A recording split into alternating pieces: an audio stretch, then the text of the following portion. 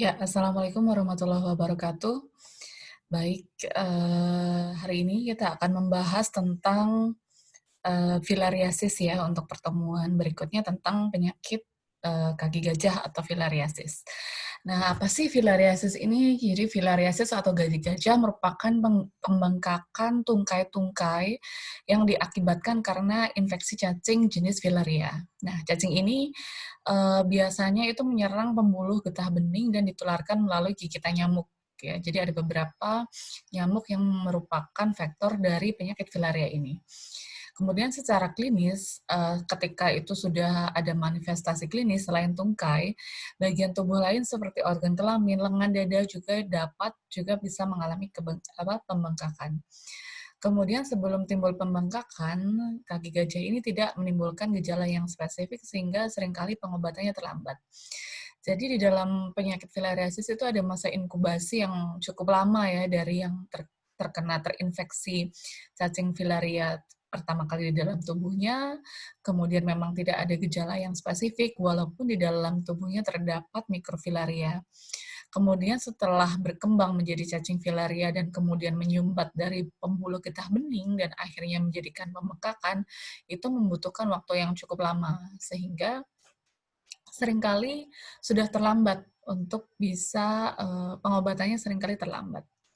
Nah, ini penyebab filariasis, ada cacing filaria seperti Bucharella bancrofti, Bugria malayi, dan Bugia timori.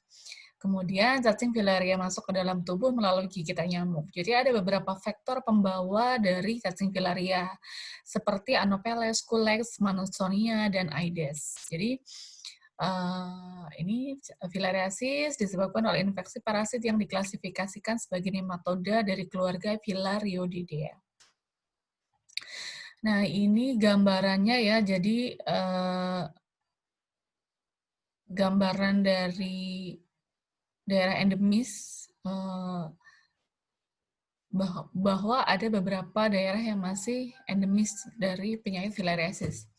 Kemudian ini sebagian besar jenis cacingnya itu adalah Bucharella bancrofti yang menyebabkan sekitar 90 kasus yang terjadi. Kemudian ada Brugia malayi dan timori, ini agak lebih spesifik wilayah-wilayah tertentu yang disebabkan oleh jenis cacing filaria jenis ini. Jadi lebih banyak memang jenis Bucharella bancrofti. Nah, ini adalah karakteristiknya ya, ada Bucharella bancrofti, ciri-cirinya bisa dibaca.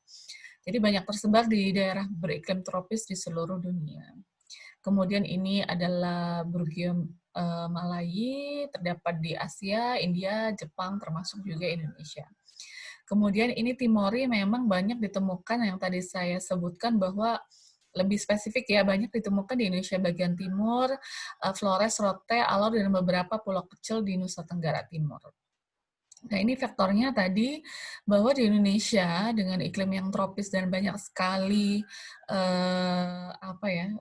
faktor yang hidup dengan di lingkungan yang kondusif di lingkungan tropis, ada sekitar 23 spesies yang terdiri dari beberapa genus Anopheles, Aedes, Culex, Mansonia, dan Armigerez. Nah, untuk menimbulkan gejala klinis, penyakit filaria diperlukan beberapa kali gigitan nyamuk. Nah, ini. Jadi ada untuk karena cacingnya itu besar ya, nggak kayak misalnya virus dengue. Itu kan virus ketika dia menginfeksi dalam titer yang cukup untuk bisa menimbulkan infeksi, dia dapat menimbulkan infeksi. Tetapi yang untuk filariasis ini ternyata sifatnya dalam penularan, dia memerlukan beberapa kali gigitan untuk dapat menimbulkan bisa menginfeksi kemudian menimbulkan gejala klinis. Kemudian ini adalah patofisiologinya. Jadi siklus hidup mikrofilaria itu terjadi dalam 2 tahap, yaitu di tubuh manusianya ketika itu sudah masuk ke dalam tubuh filaria dan juga ada di dalam tubuh nyamuk pembawanya yang tadi ada beberapa genus itu. Cacing ini menyerupai benang, hidup dalam tubuh, terutama di kelenjar getah bening. Jadi kenapa dia menyumbat, kemudian dia menimbulkan pembekakan? Karena dia lebih suka hidup di kelenjar getah bening dan darah selama 4 sampai 6 tahun ini masanya untuk bisa menimbulkan pembengkakan atau gejala yang lebih kronis. Dan dalam tubuh manusia cacing dewasa menghasilkan jutaan anak cacing mikrofilaria yang beredar dalam tubuh terutama pada malam hari. Nah, ini adalah siklus cacing filaria. Jadi, misalnya kita urutkan ya dari angka 1 bahwa nyamuk menghisap darah, misalnya nyamuk dengan genus-genus yang tadi sudah disebutkan, ada Culex, Anopheles, Aedes, Armigerès gitu, yang membawa larva L3. Jadi larva itu ada L1, L2, L3 ya, larva cacingnya.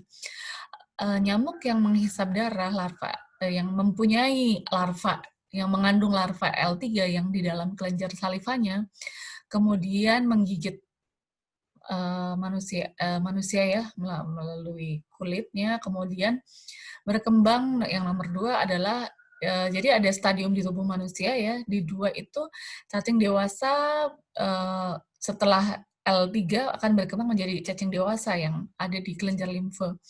Kemudian yang dewasa menghasilkan mikrofilaria yang bersarung dan yang bermigrasi ke limfe dan darah. Dari 2 ke 3.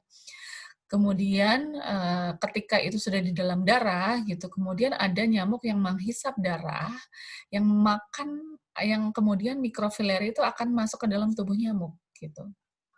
Kemudian dia akan di dalam tubuhnya mikrofilaria akan melepaskan sarumen penetrasi ke usus dari dalam nyamuk dan migrasi ke otot toraks. Dan kemudian dia dari mikrofilaria akan berkembang menjadi larva L1, L2 dan kemudian L3. Jadi di dalam tubuh filaria dia mengalami perkembangan. Jadi ada beberapa faktor yang ketika di dalam tubuhnya, misalnya virus dengue dia tidak mengalami perkembangan, misalnya nggak ada virus dengue yang kecil kemudian jadi virus dengue yang besar. Tidak seperti itu.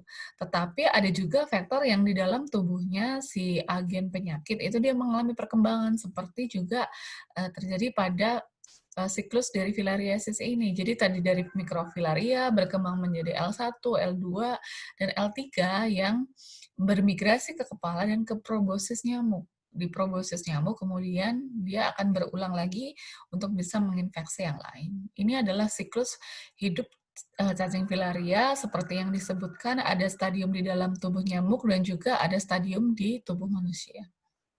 Nah, ini keterangannya ya. Jadi keterangan dari gambar ini silahkan untuk nanti bisa disimak kembali. Kemudian ini adalah untuk diagnosis. Diagnosis pasti ditegakkan dengan ditemukannya mikrofilaria di darah tepi, gluria, eksudat, jadi cairan-cairannya varises limfe atau cairan hidrokel itu juga bisa. Diagnosis lain ditemukannya cacing dewasa pada biopsi kelenjar limfe. Jadi cacing dewasa, kemudian diagnosis pembantu, pemeriksaan darah, ya. Kemudian juga diagnosis filariasis bisa dengan sediaan darah jari, SBC, kemudian PCR juga bisa dilakukan. Kemudian ini adalah lingkungan dan bagaimana faktor lingkungan dengan filariasis ini. Jadi lingkungan sangat berpengaruh terhadap distribusi kasus filariasis dan rantai penularannya. Jadi ada beberapa habitat-habitat tertentu ya. Jadi misalnya Bogor Melayu itu daerah sungai atau badan sungai yang ditumbuhi tanaman air. Kemudian mangrove itu lebih ke arah perkotaan yang ada Culex cuvivaciatus gitu. Misalnya di daerah Pekalongan, Demak gitu ya.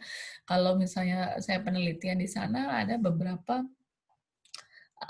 Culex ya, terutama Culex itu juga ditemukan di daerah-daerah perkotaan yang ada di selokan-selokan yang kotor, air kotor itu banyak ada di situ. Kemudian Bancrofti itu adalah tipe pedesaan yang secara umum kondisi lingkungannya hampir mirip dengan Brugia malayi. Nah, ini adalah habitat-habitat gimana sangat menentukan ketika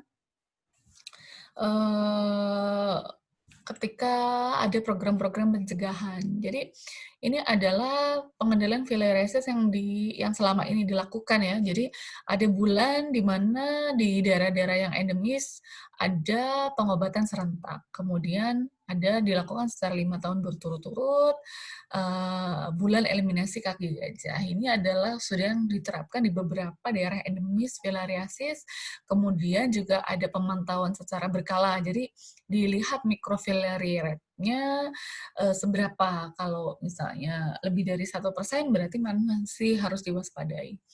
Kemudian agar program ini dapat terwujud, ini ada beberapa koordinasi yang diberikan. Apa yang harus dilakukan ya, karena ada banyak faktor filariasis ini, banyak variabel-variabel yang dapat mempengaruhi keberhasilan program. Itu saja ya, sedikit tentang filariasis untuk sharing materi tentang filariasis. Terima kasih. Assalamualaikum warahmatullahi wabarakatuh.